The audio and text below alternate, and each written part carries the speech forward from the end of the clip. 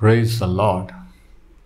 मागील काही दिवसापासून एक महत्त्वाची सिरीज आपण सुरू केलेली आहे, जी इब्री लोकास पत्र 6:1 आणि 2 वर आधारित आहे. ख्रिस्ती विश्वासाचा पाया, फाउंडेशन्स फॉर ख्रिश्चन फेथ. की ख्रिस्ती विश्वास कशावर आधारित आहे, कोणकोणत्या गोष्टींवर आधारित आहे. तर इब्री लोकास पत्र याचा 6वा अध्याय वचन 1 आणि 2 मध्ये असं लिहिलेलं आहे. तेव्हा निर्जीव कृत्यांबद्दलचा पश्चाताप, देवावरचा विश्वास, बाप्तिस्म्यांचे शिक्षण, हात वर ठेवण्याचे शिक्षण, मृतांच्या पुनरुत्थानाचे शिक्षण व सार्वकालिक न्यायाचे शिक्षण, हा पाया पुन्हा न घालता. म्हणजे हा पाया आहे आणि 6 गोष्टी सांगितलेल्या आहेत. तर ह्या 6 गोष्टीपैकी आपण तिसरी जी गोष्ट आहे, बाप्तिस्म्याचं शिक्षण, दुसऱ्या वचनामध्ये त्याविषयी आपण सध्या बोलत आहोत. आणि आजचा आपला विषय पाण्याचा बाप्तिस्मा, वॉटर बॅप्टिझम किंवा ख्रिस्ती बाप्तिस्मा. आता नव्या करारामध्ये 3 प्रकारचे बाप्तिस्मे सांगितलेले आहेत. एक योहानाने दिलेला बाप्तिस्मा, दुसरं प्रभू येशूने आज्ञा केलेला विश्वासधाऱ्यांचा बाप्तिस्मा आणि तिसरं पवित्र आत्म्याचा बाप्तिस्मा. आता बाप्तिस्मा या शब्दाचा अर्थ बुडणे किंवा बुडविणे, म्हणजे शिंपडून बाप्तिस्मा होत नसतो शास्त्रानुसार. तर पहिला बाप्तिस्मा आपण पाहिला योहानाचा कशाविषयी होता, त्याच्या काय काय अटी शर्ती होत्या आणि तो कोणासाठी होता. आणि आज आपण ख्रिस्ती बाप्तिस्मा किंवा विश्वासधाऱ्यांचा बाप्तिस्मा याबद्दल पाहूया. आपण 2 गोष्टी आतापर्यंत पाहिल्या मागील स्टडीमध्ये. पहिली गोष्ट ही की पाण्याचा बाप्तिस्मा हा सर्व नीतिमत्व पूर्ण करण्यासाठी केलेलं आज्ञापालन आहे. मत्तई 3:13-17 मध्ये जेव्हा प्रभू येशू योहानाकडे आला आणि योहानाने सांगितलं की मी आपणाकडून बाप्तिस्मा घ्यायला पाहिजे, कारण प्रभू येशूने कोणतं पाप केलेलं नव्हतं. आणि योहानाचा बाप्तिस्मा पश्चातापाचा बाप्तिस्मा होता, पापांच्या क्षमेसाठी. पण प्रभू येशूने सांगितलं की हे असे होऊ दे सर्व नीतिमत्ता किंवा नीतिमत्व पूर्ण करण्यासाठी.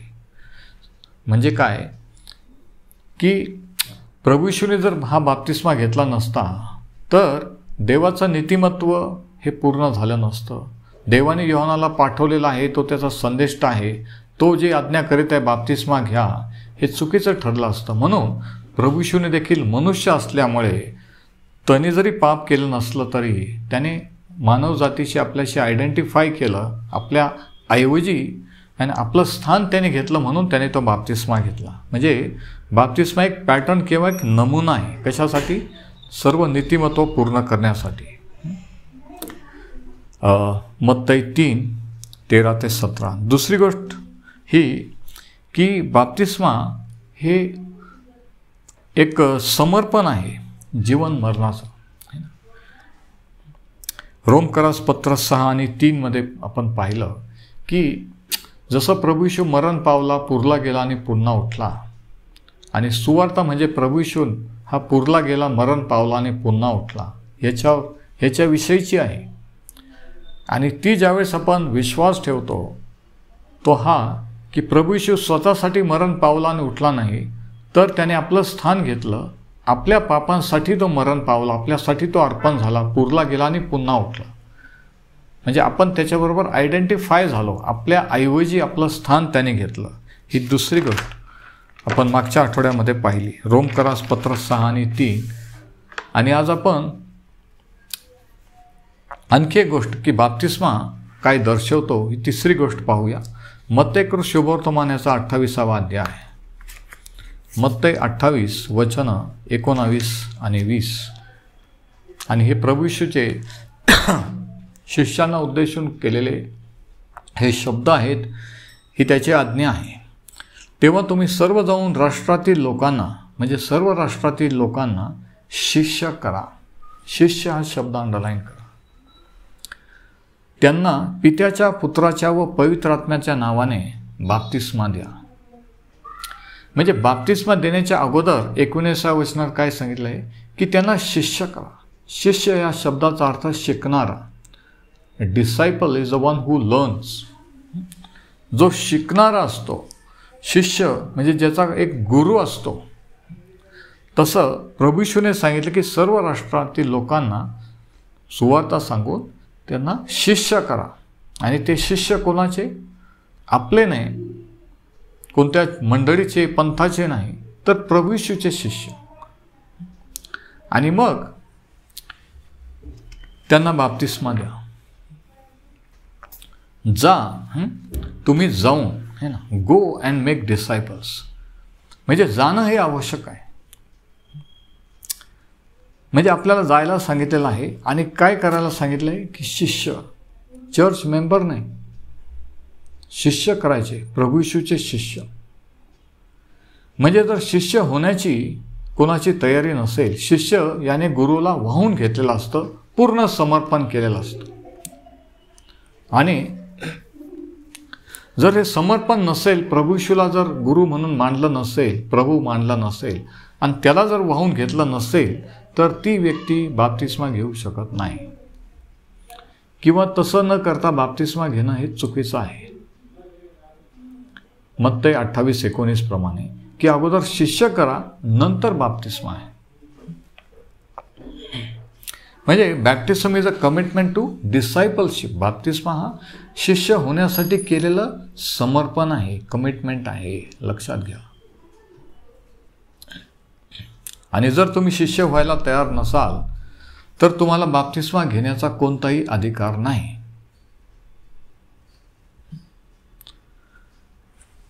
म्हणजे पहिल्याने कमिटमेंट किंवा समर्पण शिष्य होण्यासाठी आणि नंतर बाप्तिस्म्यात त्याचं आज्ञापालन. आता पहिला पॉईंट, रिक्वायरमेंट्स फॉर ख्रिश्चन बॅप्टिझम. ख्रिस्ती बाप्तिस्म्याच्या आवश्यकता. पॉईंट, पहिली गोष्टी की जे आपण 19व्या वचनात वाचलं की ज्याने बाप्तिस्मा घ्यायचा आहे, ज्याला बाप्तिस्मा घ्यायचा आहे त्याने आधी सुवार्ता ऐकलेली पाहिजे. आणि सुवार्ता काय आहे? सुवार्ता येशू ख्रिस्ताबद्दल आहे, कोणत्या धर्माबद्दल नाही. सुवार्ता त्याने काय केलं त्याच्याबद्दल आहे, आपण देवासाठी काय करायचं त्याच्याबद्दल नाही. की तो आपल्यासाठी मरण पावला, पुरला गेला आणि पुन्हा उठला. ही सुवार्ता बाप्तिस्मा घेणाऱ्या अगोदर ऐकली पाहिजे. त्याला माहीत पाहिजे किंवा जे बाप्तिस्मा घेणार आहेत त्यांना माहीत पाहिजे की सुवार्ता काय आहे. नंतर म्हणून मत्तई 28:19 मध्ये सांगितलं की तुम्ही जाऊन सर्व शिष्य राष्ट्रातील लोकांना शिष्य करा. जे काही मी तुम्हाला पाळायला आज्ञा केले ते त्यांना पाळायला शिकवा. म्हणजे आपण शिकायचं आहे आणि दुसऱ्याला शिकवण्यासाठी आपण शिकणं गरजेचं आहे, नाही का? मी जर शिकलो तर तुम्हाला शिकवेल, तुम्ही जर शिकले तर दुसऱ्यांना शिकवाल. दुसऱ्यांना जर मी शिष्य करायचं तर मी अगोदर शिष्य होणं आवश्यक आहे. तुम्हाला जर दुसऱ्यांना शिष्य करायचं आहे प्रभू येशूचे, तर तुम्ही आधी त्याचे शिष्य होणं आवश्यक आहे. तर पहिली गोष्ट ही की सुवार्ता ऐकणे. बाप्तिस्मा घेण्याच्या आवश्यकता. पहिली आवश्यकता काय? सुवार्ता ऐकलेली पाहिजे, सुवार्ता माहीत पाहिजे. दुसरी गोष्ट, प्रेषितांची कृत्ये 2 अध्याय आणि याचं 38 वचन. पेंटिकॉस्टच्या दिवशी ज्यावेळेस पेत्राने पहिला संदेश दिला आणि त्यांनी असं म्हटलं, लोकांना जेव्हा चुरचूर लागली आणि जेव्हा त्यांनी म्हटलं की बंधूंनो आम्ही काय करावे, वचन 37 प्रेषित 2. त्यांनी असं सांगितलं नाही की आमच्या चर्च मेंबरशिपचा फॉर्म भरा किंवा इथं सही करा, तिथं सही करा. त्यांनी असं सांगितलं वचन 38 मध्ये, पश्चाताप करा आणि तुमच्या पापांची क्षमा व्हावी म्हणून तुम्ही प्रत्येकजण येशू ख्रिस्ताच्या नावाने बाप्तिस्मा घ्या. म्हणजे बाप्तिस्म्याच्या अगोदर काय आहे? पश्चाताप. बघा, योहानाच्या बाप्तिस्म्याच्या अगोदर पण हीच अट होती आणि नव्या करारातल्या बाप्तिस्म्याच्या किंवा ख्रिस्ती बाप्तिस्मा घेण्याच्या अगोदर सुद्धा हीच अट आहे की पश्चाताप. आणि पश्चाताप म्हणजे काय? एक निर्णय, मनाचा निश्चय आणि निर्णय घेऊन केलेली योग्य कृती. पश्चाताप म्हणजे एक निर्णय नाही, मी एक दिवशी बाप्तिस्मा घेईल, एक दिवशी मी देवाकडे वळेन. तर निर्णय घेऊन केलेली कृती. Repentance is a decision followed by appropriate action. तर पश्चाताप करा आणि तुमच्या पापांची क्षमा होईल. तुम्ही प्रत्येक जण, बघा कोणाला काही ऑप्शन आहे का? नाही. प्रत्येक जण येशू ख्रिस्ताच्या नावाने बाप्तिस्मा घ्या. म्हणजे दुसरी अट, दुसरी रिक्वायरमेंट काय बाप्तिस्मा घेण्याची? पश्चाताप करणं. पहिली गोष्ट सुवार्ता ऐकणं गरजेचं आहे. दुसरी गोष्ट पश्चाताप करणं आवश्यक आहे. आज असंख्य ख्रिस्ती लोक ज्यांनी बाप्तिस्मा घेतलेला आहे, वेगवेगळ्या कारणासाठी घेतलेला आहे, त्यांनी पश्चाताप केलेला नाही. ते बाप्तिस्मा घेण्याच्या अगोदर जसे होते बाप्तिस्मा घेतल्यानंतर तसेच आहेत.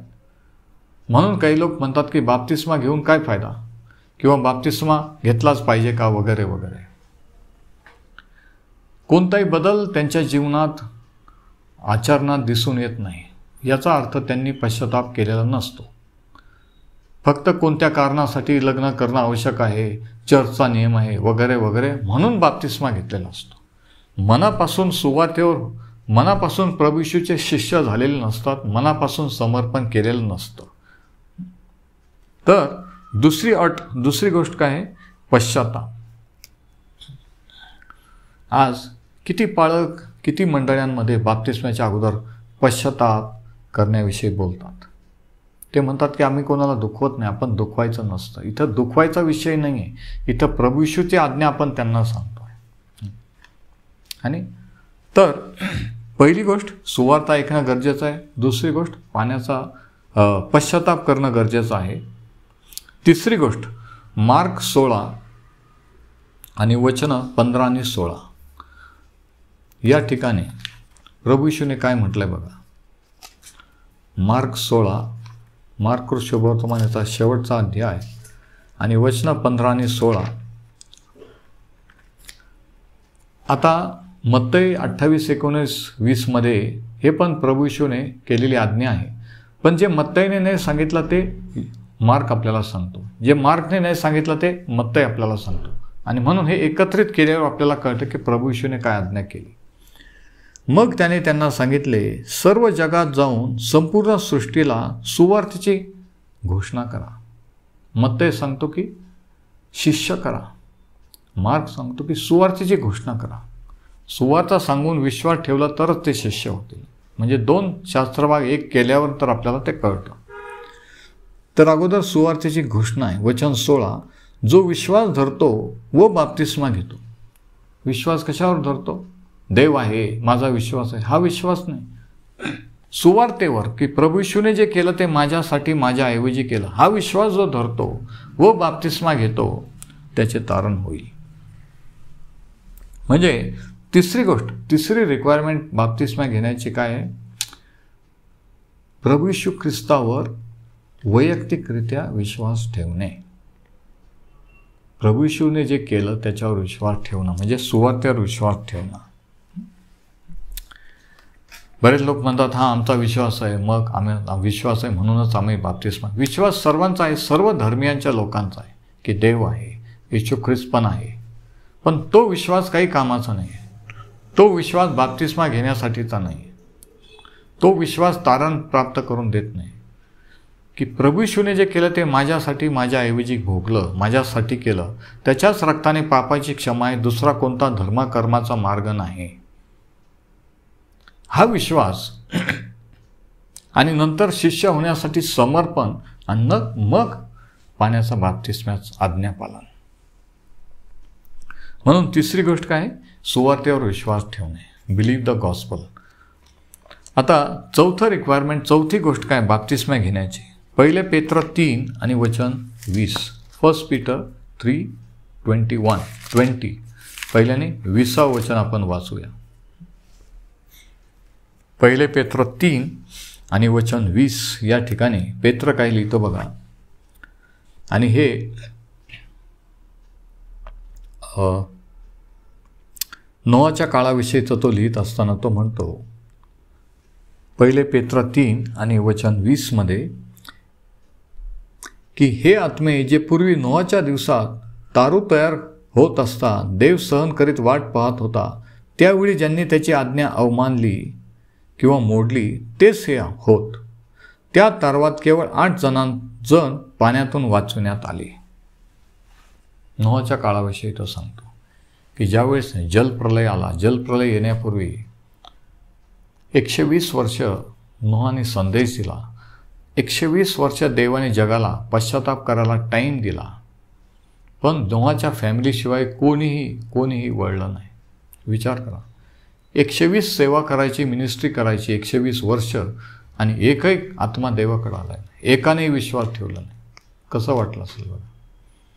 इथं 7-8 दिवस 1-2 महिने झाले तर ते म्हणतात आम्ही एवढी सेवा करतो, एवढं सुवार्ता करतो आणि आमचं कोणी ऐकत नाही, कोणीच वळत नाही. 120 वर्ष. फक्त 8 जणांचा तारण झाला. 8 जणांनी विश्वास ठेवला, नोहा आणि त्याची फॅमिली. विश्वास ठेवणाऱ्याचे नेहमी अल्पसंख्याक आहेत. तारण झालेले लोक अल्पसंख्याक आहेत. ती बहुसंख्या नाही आहे. तो नेहमी लहानसा कळप राहिलेला आहे. आणि असं म्हणतात की त्या काळात जगाची लोकसंख्या 2 करोड अशी होती, 2 कोटी. म्हणजे विचार करा की 2 कोटी लोकांमध्ये फक्त 8च जण विश्वास धरणारे, 8च बिलीवर. फक्त नोहा आणि त्याची फॅमिली अख्ख्या जगात. विचार करा, फक्त तुम्ही आणि तुमची फॅमिली अख्ख्या जगात बिलीवर असती तर काय झालं असतं. कसं काही नोहाने केलं असेल जरा विचार करा. आपण झटकन वाचतो आणि पुढे जातो, पण मनन करणं म्हणजे विचार करणं की ही रिअल स्टोरी आहे, काही पिक्चरची सिरियलची स्टोरी नाही आहे. की त्यांना काय वाटत असेल, त्यांच्या मनात काय विचार आले असतील, है ना, लोक काय बोलत असतील, कशी टिंगल करत असतील, है ना, की असं कुठं असतं का, जलप्रलय येणारं, सगळं जग बुडणार, असं कधी झालं का, वगैरे वगैरे. आणि कोणीच मानलं नाही, पण तरी तो विश्वासाने संदेश देत राहिला. आणि मग 21व्या वचनात तो काय म्हणतो बघा. ते 8 जण तारवात आले. त्यांना सांगितलं होतं तारू तयार कर, ते तारवात आले आणि नंतर जलप्रलय आला. वचन 21, त्याच्या लाक्षणिक अर्थाने आता बाप्तिस्मा येशू ख्रिस्ताच्या पुनरुत्थानाच्या द्वारे तुमचे तारण करीत आहे. म्हणजे काय, पाण्याचा बाप्तिस्मा हा एक नमुना किंवा पॅटर्न आहे. त्याच्या लाक्षणिक अर्थाने म्हणजे जे तारू आणि ते जग पाण्यात बुडालं, पण ते 8 जण तारवाच्या आत जे होते ते वाचले, ही एक पॅटर्न, एक नमुना आहे. त्याचा एक लाक्षणिक अर्थ आहे की बाप्तिस्मा येशू ख्रिस्ताच्या पुनरुत्थानाद्वारे तुमचं तारण करेल. याचा अर्थ देहाचा मळ धुवून टाकणे नव्हे, तर शुद्ध भावाने देवाची ऐकणे आहे, किंवा देवाविषयी असलेलं शुद्ध अंतःकरण हे आहे. Having a good conscience toward God.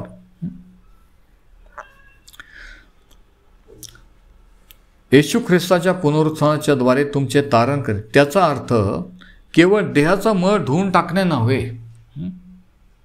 जलस्नान किंवा वगैरे गंगा स्नान वगैरे ते नाही, तर काय, शुद्ध भावाने देवाची ऐकणे, शुद्ध अंतःकरणाने देवाकडे वळणे, किंवा देवाविषयी शुद्ध अंतःकरण असणे, हा पाण्याच्या बाप्तिस्म्याचा अर्थ आहे. म्हणजे बॅप्टिझम इज अन अँटीटाइप. बाप्तिस्म्याचा एक लाक्षणिक अर्थ आहे. ते जग बुडालं, तारवातले लोक वाचले, याला एक अर्थ आहे. ती केवळ एक घटना किंवा एक गोष्ट नाही आहे, त्याचं एक मर्म आहे, त्याचा एक अर्थ आहे की जो ह्या काळात, नव्या काळात प्रत्येक विश्वासाला लागू आहे. की आपण शुद्ध अंतःकरणाने देवापुढे उभं राहता आलं पाहिजे. आपण आपलं अंतःकरण शुद्ध करून देवाशी नीट झालं पाहिजे. म्हणजे काय की मी एकेकाळी पापी होतो, पण प्रभू ईश्वर विश्वास ठेवल्यामुळे त्याच्या रक्ताने मी शुद्ध झालेलो आहे. आता पाप, देव आणि मी माझ्यामध्ये आडभिंत राहिलेली नाही. पापाचा प्रॉब्लेम देवाने सोडवला, प्रभू ईश्वरने सोडवलेला आहे, आणि माझा आता देवाशी समेट झालेला आहे. म्हणून पाप दूर केले असल्यामुळे, पापाची क्षमा झाल्यामुळे अंतःकरण देवाविषयी नीट झालेलं आहे. म्हणजे बाप्तिस्मा घेण्याचा अर्थ काय की अंतःकरण देवाशी नीट झालेलं आहे, अंतःकरणाचं देवाशी समेट झालेलं आहे. म्हणून बाप्तिस्मा आहे, समेट होण्यासाठी नाही, तारण होण्यासाठी नाही. बाप्तिस्म्याने कोणाचं तारण नाही होत, तारण झाल्याचा पुरावा बाप्तिस्मा आहे. जर कोणी म्हणतं की माझं तारण झालं पण मी बाप्तिस्मा नाही घेत किंवा मला पटत नाही वगैरे वगैरे, याचा अर्थ खरंच तारण झालेलं नाही. कारण खरंच जेव्हा होईल तेव्हा विनाअट विनाशर्त तो प्रभू येशूचं आज्ञापालन करेल. जर तो खरंच प्रभू येशूचा शिष्य असेल आणि प्रभू येशूला गुरु मानला असेल तर खरंच तो त्या गुरुचं ऐकेल. म्हणून बाप्तिस्मा हे चिन्ह आहे, हा पुरावा आहे की ह्या व्यक्तीने खरंच पश्चाताप करून येशू ख्रिस्ताला शरण आलेली आहे. ती व्यक्ती प्रभू येशूला शरण आलेली आहे, ती व्यक्ती प्रभू येशूची शिष्य झालेली आहे. त्यांच्या मनात कोणते प्रश्न किंवा कोणताही विरोध किंवा काही राहिलेलं नाही आहे. ती पूर्ण आज्ञापालन करायला तयार झालेली आहे. मला हे कळत नाही की लोक बाप्तिस्माच्या बाबतीत आज्ञापालन करतात ना, बाप्तिस्म्याचा विषय आल्यानंतर काही ख्रिस्ती लोक का अडखळतात हे मला आजपर्यंत कळलेलं नाही. आम्ही ख्रिस्त इतके आवेशाने आणि ते एकदम भांडायला जसे काय उठतात बाप्तिस्म्याचा विषय काढला की. बाकीचं शास्त्र जर देवाचं वचन आहे, शास्त्रावर जर तुमचा विश्वास आहे तर हे पण शास्त्रातूनच आहे ना, ही पण प्रभू येशूचीच आज्ञा आहे ना. मग बाकीच्या गोष्टी करायच्या आणि ही का नाही करायची? नाही पण घेतलंच पाहिजे का, मग नाही घेतलं तर मग आमचा झालेलाच आहे, मग दोनदा कशाला, का बरं असं? याचा अर्थ पूर्ण पश्चाताप केलेला नाही आहे. म्हणून पश्चाताप जर केला, खरंच जर प्रभू येशूचे शिष्य झाले तर तुम्ही कोणतेही प्रश्न विचारणार नाही, तुम्ही वचनावर डाऊट घेणार नाही. मग जर तसं नसेल याचा अर्थ पश्चाताप केलेला नाही. आणि जर पश्चाताप केला नसेल तर त्यांना बाप्तिस्मा त्यांनी घेऊ नये आणि त्यांना बाप्तिस्मा देऊ पण नाही शास्त्रानुसार, प्रभू येशूच्या म्हणण्यानुसार. तर चौथी गोष्ट बाप्तिस्मा काय आहे? It is having a good conscience toward God, की माझं मन, माझं अंतःकरण आता देवाशी नीट झालेलं आहे. देहाचा मळ दूर करण्यासाठी नाही तर अंतःकरण देवाशी नीट झालेलं आहे याचा पुरावा आहे पाण्याचा बाप्तिस्मा. आणि हे महत्त्वाचं आहे की मी आता ख्रिस्ताच्या रक्ताने नीतिमान ठरलेलो आहे, मी आता दोषी नाही आहे, मी आता पापी नाही आहे. तर ह्या 4 अटी आहे. परत एकदा सांगतो, रिक्वायरमेंट्स ऑफ ख्रिश्चन बॅप्टिझम, बाप्तिस्मा घेण्याच्या 4 अटी. पहिली ही मत्तई 28, 19 आणि 20 की सुवार्ता ऐकलेली असली पाहिजे आणि प्रभू येशूवर विश्वास ठेवलेला असला पाहिजे, शिष्य झालेला असला पाहिजे. दुसरी अट ही प्रेषित 2:38-39 मध्ये की पश्चाताप केलेला असला पाहिजे, खरा पश्चाताप, वर नाही, केवळ दिखाऊपणा नाही तर खरा पश्चाताप. कारण खरा पश्चाताप खरा विश्वास उत्पन्न करतो. विश्वासाच्या अगोदर पश्चाताप आहे. तिसरी गोष्ट मार्क 16:15-16 मध्ये विश्वास ठेवणं गरजेचं आहे की त्या सुवार्तेवर, की त्याने जे केलं ते माझ्यासाठी माझ्याऐवजी केलं. नाही पण आम्ही त्यांच्यासारखे नाही, आम्ही ख्रिश्चन आहोत, आम्ही यांच्यासारखे, मी कोणाचं वाईट केलं नाही. नाही, की सर्वजण पापी आणि देवाच्या गौरवाला अंतरलेले आहेत. मी पण पापी आहे आणि प्रभू येशूच्या रक्ताशिवाय क्षमा होऊ शकत नाही, हा मी विश्वास ठेवला की त्याच्याच रक्ताने क्षमा आहे. 10 आज्ञा पाळून, नियमशास्त्र किंवा चर्चचे नियम पाळून नाही, हा विश्वास ठेवणं. चौथी गोष्ट ही 1 पेत्र 3:20-21 नुसार की पाण्याचा बाप्तिस्मा एक प्रतीक आहे, एक अँटीटाईप आहे. की त्या काळात जसं जलप्रलय आला आणि ते जग बुडालं तसं देवाचा कोप, देवाचा न्याय त्यांच्यावर आला. पण 8 जण वाचले कारण त्यांनी नोआच्या संदेशावर विश्वास ठेवला, नोआ सांगत असलेल्या सुवार्तेवर विश्वास ठेवला की तारवात या, आणि मग ते तारवात आले म्हणून ते वाचले.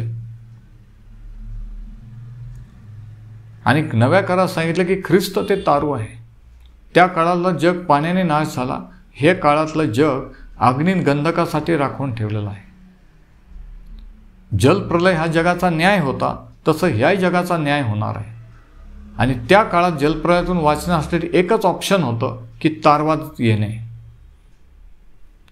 दुसरं कोणताही पर्याय, कोणताही ऑप्शन नव्हतं. ज्यांनी खरं मानले नाही ते बुडाले, नष्ट झाले. पण ज्यांनी विश्वास ठेवला त्यांचं संरक्षण झालं. तर ह्या 4 अटी लहान बाळ पूर्ण करू शकतं का? नाही. म्हणून लहान लेकरांचा बाप्तिस्मा शास्त्राला धरून नाही. ठळक अक्षरात लिहून घ्या, नसलं पटत तरी, कारण हे देवाचं वचन आहे. या 4 अटी नव्या करारात सांगितलेल्या आहे आणि 4ही अटी कोणतंही लहान बाळ पूर्ण करू शकत नाही. म्हणून लहान लेकरांना बाप्तिस्मा देणं शास्त्राला धरून नाही.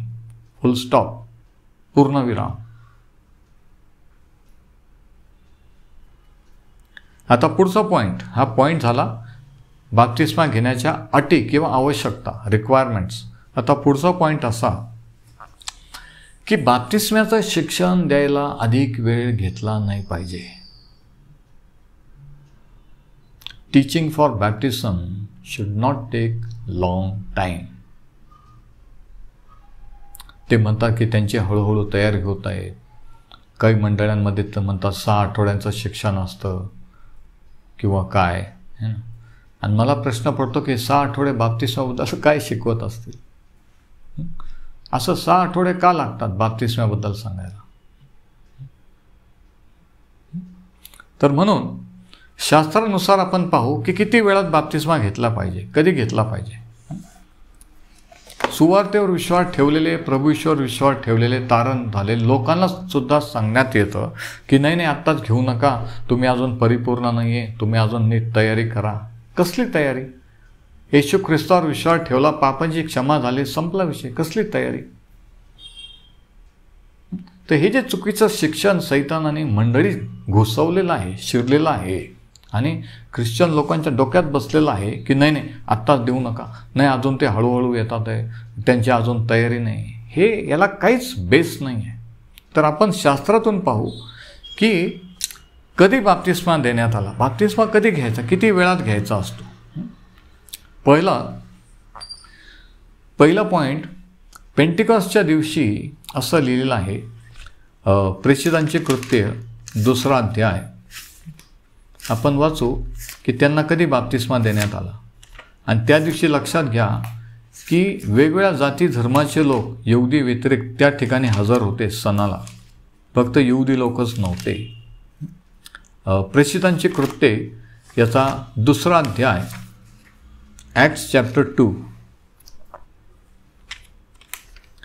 आणि याचं 41 वचन, ॲक्ट्स 2:41. प्रेषित 2:41. तेव्हा ज्यांनी त्याच्या संदेशाचा स्वीकार केला, म्हणजे पेत्राने जो संदेश दिला, सुवार्ता गाजवली, त्याचा स्वीकार केला किंवा विश्वास ठेवला, त्यांचा बाप्तिस्मा झाला. कोणाचा झाला? सर्वांचाच नाही झाला. ज्यांनी विश्वास ठेवला की येशू ख्रिस्त हा तारणार आहे, त्यांचा बाप्तिस्मा झाला. आणि काय लिहिलेले? आणि त्या दिवशी अंडरलाईन करा.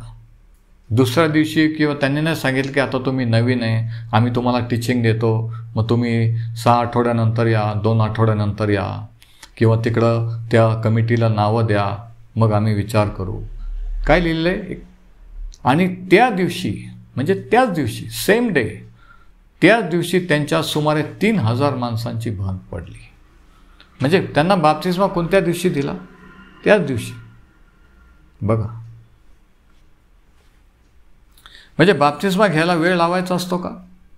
नाही. दुसरं उदाहरण प्रेषितांची कृत्याच्या 8व्या अध्यायात आहे की तो हौशी षंड इथिओपिया देशातला ज्यावेळेस पेंटिकॉस्टचा सण करून त्याच्या देशाला परत चाललेला होता तो विधर्मी मनुष्य. आणि आपल्याला माहिती आहे की कशा रीतीने देवाने पेत्राची मीटिंग चालली होती, सुवार्ता सभा, आणि देवाने अचानक पेत्राच्या मीटिंगमध्ये त्याला इंटरप्ट केला, हस्तक्षेप केला, त्याला तिथून उचललं आणि रानात नेला. आणि हा हौशी षंड रथात बसून त्याच्या देशाला यशाया संदेशाचा ग्रंथ वाचत चालला होता. त्या सणाच्या वेळेस बायबल विकायला असतील, त्याने एक तो बायबल घेतलं, यशायाचा ग्रंथ, आणि तो मोठ्याने वाचत चालला. आणि मग प्रेषित 8 आणि वचन 34 काय झालं बघा. तेव्हा षंडाने फिलिपाला देवाने तिथं अरण्यात प्रकट केलं आणि तो त्याच्या रथाबरोबर पळू लागला आणि तो आतमध्ये बसला. फिलिप त्याच्याबरोबर रथावर पळतो. तेव्हा षंडाने फिलिपला म्हटले, मला कृपा करून सांगा, संदेष्टा कोणाविषयी असे म्हणतो, स्वतःविषयी किंवा दुसऱ्या कोणाविषयी? तेव्हा फिलिपाने बोलाव्यास आरंभ केला बघा. आणि ह्या शास्त्रलेखापासून सुरुवात करून येशूविषयीची सुवार्ता त्याला सांगितली. त्याने प्रश्न विचारला आणि उत्तर म्हणून पेत्र त्याला सुवार्ता सांगू. येशूविषयीची सुवार्ता त्याला सांगितली. कुठून सुरुवात केली? यशायापासून. म्हणजे काय यशाया संदेश त्या जुन्या करारात सुवार्ता आहे का? हो. येशूविषयीची सुवार्ता त्याला सांगितली. म्हणजे सुवार्ता येशूविषयी आहे, कोणत्या चर्चबद्दल नाही, धर्माबद्दल नाही, व्यक्तीबद्दल नाही, येशू ख्रिस्ताबद्दल आहे. येशूविषयीची सुवार्ता अंडरलाईन करा. मग वाट्याने जात असता ते पाणवठ्याजवळ आले, तेव्हा षंड म्हणाला, पहा हे पाणी, मला बाप्तिस्मा घेण्यास काय हरकत आहे का? म्हणजेच याचा अर्थ सुवार्ता सांगितल्यानंतर पेत्राने त्याला हेच सांगितलं की ही प्रभू येशूची आज्ञा आहे की जे विश्वास ठेवतील, बाप्तिस्मा घेतील, त्यांचं तारण होईल. म्हणून तो म्हणतो की बघा आता हे पाणी लागलेलं आहे, त्या इथं बाप्तिस्मा मी घेऊ शकतो का?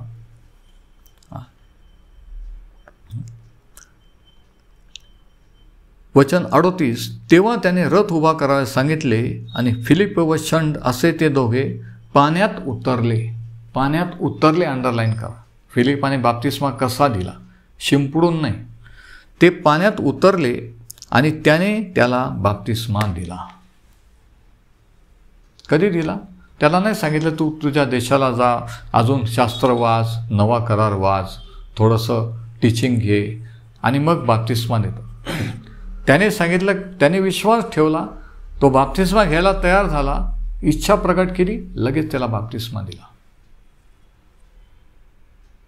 बाप्तिस्मा घ्यायला किंवा द्यायला वेळ लागतो का? नाही. लावायचा असतो का? नाही. हे दुसरं उदाहरण. तिसरं उदाहरण आहे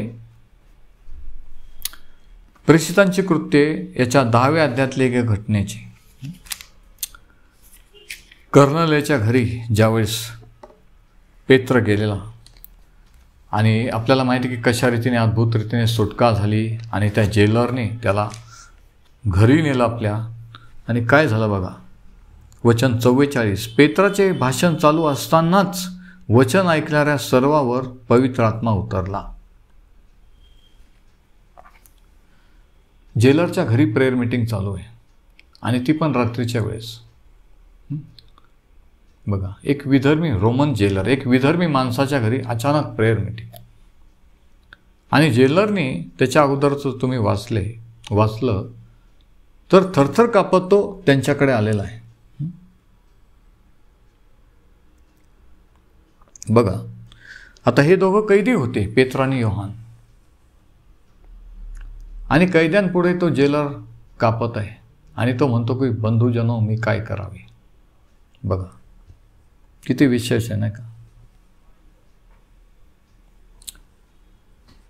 पेत्राचे भाषण चालू असतानाच काय झालं? देवाने हस्तक्षेप केला आणि पवित्र आत्मा त्या फॅमिलीवर उतरला. मग परराष्ट्रावरही पवित्र आत्म्याचे दानाचा वर्षाव झाला आहे असे पाहून पेत्राबरोबर आलेल्या विश्वास ठेवणाऱ्या व सुनता झालेल्या लोकांना आश्चर्य वाटले. त्यांना वाटलं की ते आपल्यासाठीच आहे. आपण यहुदी अब्रामाचे संतान, आपल्यासाठी येशू ख्रिस्त आपला तारणारा आहे, आपला मसीह आहे. पवित्र आत्मा पण आपल्यासाठीच आहे, विधर्म्यांसाठी नाही आहे. पण इथं काय झालं? विधर्म्याला सुवार्ता सांगितली आणि बोलता बोलता पवित्र आत्मा त्यांच्यावर उतरला. आणि त्यांना कसं कळलं? काहीतरी झालं असेल नाही का, म्हणून कळलं की त्यांच्यावर पवित्र आत्मा उतरला. म्हणजे ते अन्य भाषेत बोलले म्हणून त्यांनी समजलं की त्यांच्यावर पवित्र आत्मा उतरला. आणि मग वचन 46, कारण त्यांनी त्यांना अन्य भाषेतून किंवा अनेक भाषेतून बोलताना व देवाचा गौरव करताना ऐकले. म्हणून त्यांना कळलं की पवित्र आत्मा मिळालेला आहे. व्हिजिबल कशावर समजतं? काहीतरी चिन्ह आहे ज्याच्यावरून समजतं की कोणाला पवित्र आत्म्याचं दान आहे. तेव्हा पेत्राने म्हटले, आम्हाला मिळाला तसा पवित्र आत्मा ज्यांना मिळाला आहे. यांना कसा मिळाला? पेंटिकॉस्टच्या दिवशी ती अन्य भाषेत बोलू लागली. पेत्र म्हणतो की आम्हाला जसा पवित्र आत्मा मिळाला तसंच यांनाही मिळालेला आहे. किती आश्चर्याची गोष्ट की विदेशी विधर्मी असून आपल्याला वाटलं की आपल्यासाठी पण यांनाही तसाच मिळाला. ते शॉक झाले. त्याचा मिळाला आहे, त्यांचा बाप्तिस्मा होऊ नये म्हणून कोणाच्याने पाण्याची मनाई करवेल का? म्हणजे त्यांना काय बाप्तिस्मा द्यायचा नाही का ते विधर्मी असल्यामुळे? मग येशू ख्रिस्ताच्या नावात त्यांचा बाप्तिस्मा व्हावा अशी त्याने आज्ञा केली. तेव्हा काही दिवस राहावे म्हणून त्याने त्याला विनंती केली. बघा, त्या फॅमिलीचा त्याच दिवशी बाप्तिस्मा झालेला आहे. म्हणजे बाप्तिस्मा ही आज्ञा आहे. 48 वचनात सांगितलं की बाप्तिस्मा व्हावा अशी त्याने त्यांना आज्ञा केली. बाप्तिस्मा ही आज्ञा आहे, ऑप्शन नाही. मला वाटलं तर मी घेईल, मला पटलं तर मी घेईल, तसं नाही आहे. ही आज्ञा आहे आणि ही प्रभू येशूची आज्ञा आहे. कोणत्या पंथाची, डिनॉमिनेशनची नाही, चर्चची नाही. लक्षात घ्या. नंतर चौथं उदाहरण आपल्याला प्रेषित 16 आढळतं. प्रेषितांची कृत्याचा 16वा अध्याय, ॲक्ट 16. आणि या ठिकाणी काय झालेलं आहे बघा. ॲक्ट 16 29 पासून आपण वाचू.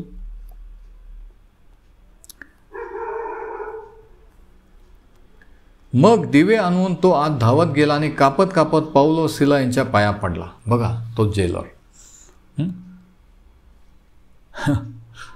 आरोपीच्या पाया जेलर कधी पडतो का? पण या ठिकाणी असं झालं. कारण हे आरोपी नव्हते, हे देवाचे निवडलेले लोक होते. आणि देवाच्या आत्म्याने कार्य केलेलं होतं. आणि त्यांना बाहेर काढून म्हणाला, महाराज, माझे तारण व्हावे म्हणून मला काय केले पाहिजे? ते म्हणाले, प्रभू ईश्वर विश्वास ठेव म्हणजे तुझे व तुझ्या घराण्याचे तारण होईल. ते काय म्हणाले? आमच्या चर्चला रविवारी ये, आमचा चर्चचा फॉर्म भर. नाही, प्रभू ईश्वर विश्वास ठेव म्हणजे तुझे व तुझ्या घराण्याचे तारण होईल. आपल्याला आपल्या चर्चचे शिष्य नाही करायचे, येशू ख्रिस्ताचे शिष्य करायचे. प्रत्येकाला आपल्या चर्चचं पडलेलं आहे की आमच्या चर्चला माझ्याकडे या, मी हे करू, आमच्या स्थायी ख्रिस्त इथे आहे. परंतु तसं नाही, येशू ख्रिस्ताचे शिष्य करायचे आहे. आमेन. मग वचन 33. मग त्याच रात्रीच्या त्याच घटकेस त्यांना जवळ घेऊन त्यांच्या जखमा धुतल्या. तेव्हा त्याने त्यांच्या घरच्या सर्व माणसांनी बाप्तिस्मा घेतला. रात्रीतून बाप्तिस्मा घेतला. सकाळ पण उजळू दिली नाही. बघा, म्हणजे किती आवेशी, किती उत्सुक लोक होते. म्हणजे बाप्तिस्मा घ्यायला काही 6 आठवडे लागतात का? नाही. 2 महिने 3 महिन्याचा काही कोर्स असतो का? नाही.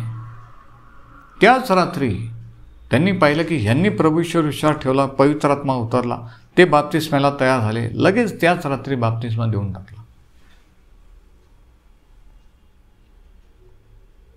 रात्रीची बाप्तिस्माची सर्व्हिस झाली, बॅप्टिझम सर्व्हिस.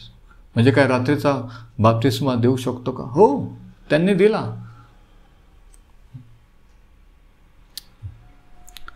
तर बघा, चर्च देवाच्या वचनापासून आपण किती लांब आलेलो आहोत की आपल्याला वचन सांगितलं की आश्चर्य वाटतं. कारण वचन गाजवलं जातच नाही चर्चेसमध्ये.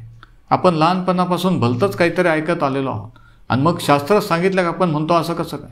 आणि आपण देवाच्या वचनाविरुद्ध लढा देतो, फाईट करतो. नाही पण आमच्या चर्चमध्ये, नाही पण आमचे पालक तसं सांगितलं, नाही पण आम्ही तसं करत नाही. अरे तुम्ही काय करता आणि तुमचे पालक काय करता हा विषय नाही आहे. देवाचं वचन काय सांगतं, प्रभू येशूची आज्ञा काय, हे महत्त्वाचं आहे. न्यायाच्या दिवशी तुम्ही म्हणणार नाही, नाही पण आमच्या पालकाने आम्हाला शिकवलं नाही, नाही पण आम्हाला ते, असं तुम्ही म्हणणार आहे का? कोणाची डेअरिंग होणार आहे का?